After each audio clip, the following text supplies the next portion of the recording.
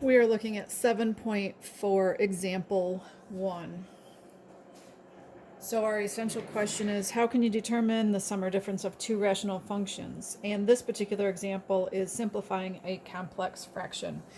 So if you notice, you have one fraction being divided by the addition of other fractions. We can work with the top and then work with the bottom, change the division to multiplication, and then see what we can cancel out. So the first thing that I'm going to do is rewrite it.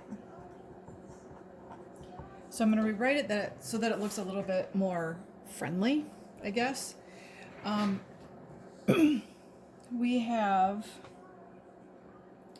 the quantity 5 over x plus 4 being divided by the quantity of 1 over x plus 4 plus 2 over x.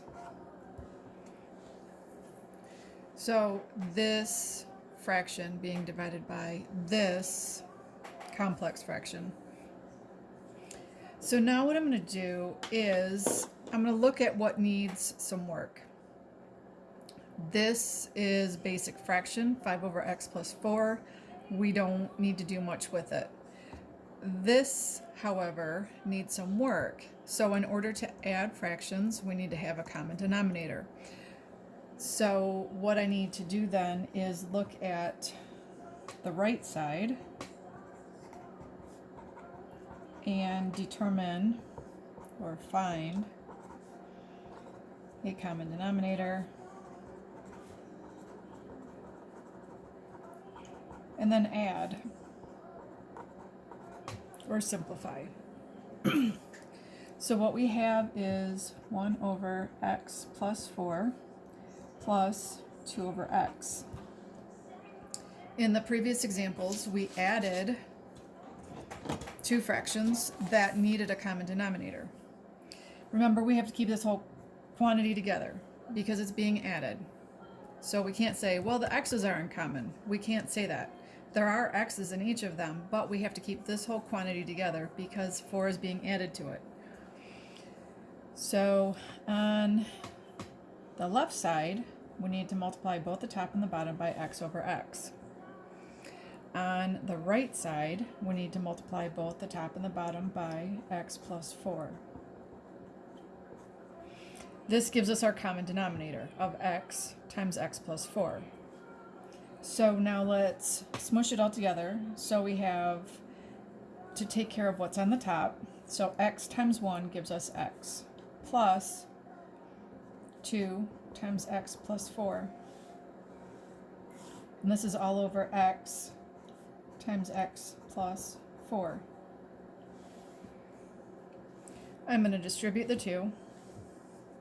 So I'll have x plus 2x plus 8 all over x times x plus 4. I'm going to simplify this.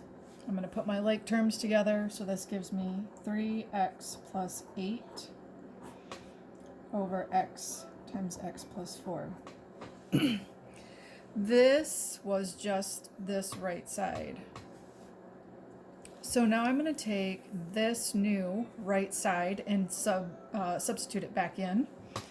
So now what we have for the full problem is 5 over x plus 4 divided by 3x plus 8 over x times x plus 4.